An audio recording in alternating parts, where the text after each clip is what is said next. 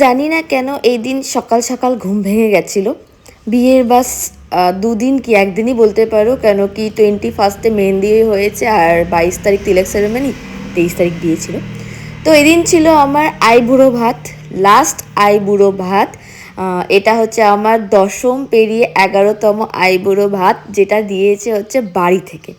তো দেখো আমাদের আগের দিন রাত অবধি মানে ডেকোরেশনের সব কাজ হয়েছিল আর সকাল সকাল সব কমপ্লিট ছিল। আর তারপর আমি হচ্ছে এই শাড়িটা নিয়েছি পরার জন্য নতুন, প্রত্যেকটা আইবুড়ো ভাতে নতুন শাড়ি পরেছি আর বাড়ির আইবুড়ো ভাতে পরবো না এটা হতে পারে না। কাঁথা স্টিচের উপর খুবই সুন্দর আর কালারটা আমার এত ভালো লেগেছে। আর দেখো বুলবুল ভাইয়ারা এসেছিলো, ওরা গাড়িতেও আমাদের একটা লোগো লাগানো হয়েছিল বিয়ের সময়, ওরা সব কিছুতে লাগিয়েছে, আমিও লাগিয়েছি অনেক জায়গায়, আমরাও এখনও অনেক আছে। আর প্রিপারেশন দেখো এত সুন্দর প্রিপারেশন ছিল, মানে আমাদের বাড়িতে তো 4 দিন ধরে রান্নার লোক ছিলই, যারা টিম ছিল তারাই সব কিছু করে দিয়েছে, বলা হয়েছে কী কী বানাতে হবে, তো সব কিছু বানিয়ে দিয়েছিল। আর সেদিনই ছিল হচ্ছে আমার মেহেন্দি আর হচ্ছে তোমাদের কি বলে, হ্যাঁ মেহেন্দি ছিল।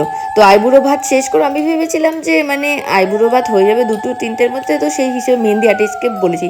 কিন্তু ভাই বিয়েতে মানে সবাই বলতো যে টাইম টেবিল মেনটেন করা বহুত চাপ, সত্যি তাই হয়, মানে টাইমের কোনো ঠিকানাই থাকে না। সকালবেলা আমি পার্লারে গেছি, হেয়ার ওয়াশ করে আমি ভেবেছি টাইম মতো হয়ে যাবে, সেই হিসেবে আমি মানে মেহেন্দি আর্টিস্টকে বলে দিয়েছি, কেন কি সে এসে আগে আমাকে মেকআপ করতো, তারপর হচ্ছে মেহেন্দি করাতো।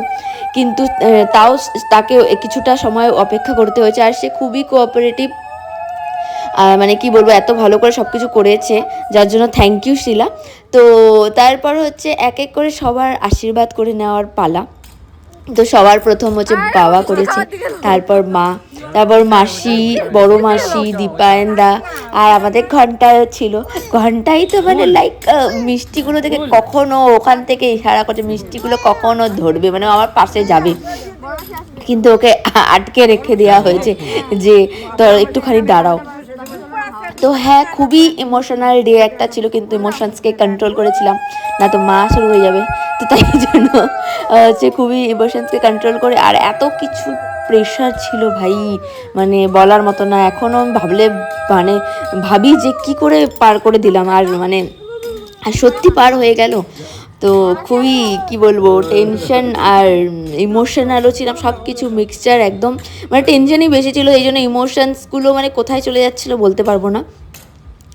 আর তারপর দেখো সবাই আস্তে আস্তে আশীর্বাদ করছিল, আশীর্বাদের এই মোমেন্টগুলোই মানে খুবই ইম্পর্টেন্ট, মানে খুবই মেমোরিয়াল হয়ে থাকবে দিনগুলো। খুবই মজা করেছি, খুবই টেনশনে ছিলাম, মানে আমি হচ্ছে সেই ব্রাইড ছিলাম যে হচ্ছে সব নিজের হয় না প্রিপারেশন করার মতো, তাই সেরকম। তো এত টেনশন, এত সব কিছু A to Z, তো বহুত টেনশন ছিলাম। তো যাই হোক তাও সব কিছু ভালো মতো হয়ে গেছে, জয় বাবা লোকনাথ, বাবা ছাড়া এগুলো কিছুই সম্ভব না। তো এক এক করে দেখো বড় মাসি হচ্ছে আশীর্বাদ করে নিল। এরপর আমি সবাইকে ডাকছিলাম যে চলে আসো শ্যুট করে নিই, কেন কি তারপর আমার হচ্ছে মেকআপ করতে হবে, আর তারপর হচ্ছে বসতে হবে হচ্ছে মেহেন্দিতে। আর মেহেন্দির দিন একজন খুবই স্পেশাল মানুষ এসেছিল, তোমরা লাস্টে দেখতে পাবে, যেটা হচ্ছে মৌ সুদূর কোরিয়া থেকেও এসেছে বিয়ে অ্যাটেন্ড করতে। মানে মৌ থ্যাংক ইউ, অনেক চুমু তোকে, যে ও একদম মেহেন্দির দিনই একদম পৌঁছে গেছিলো আমার সাথে সাথ দেওয়ার জন্য, প্রচুর কিছু হেল্প করেছে, প্রচুর, মানে বলে বোঝানোর মতো না। তো থ্যাংক ইউ মৌ।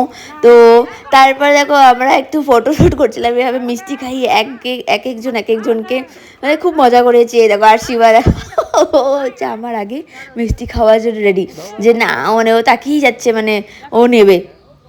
তারপরে হচ্ছে আমি তো, আমার তো ভালোও লাগে না মিষ্টি, তারপরে শিবাকে ঘন্টাইকে আমরা মিষ্টি খাইয়ে দিচ্ছি। এই দেখো মানে এত পাকা, মানে কি বলবো, এই দেখো আবার আমাকেও খাওয়াচ্ছে।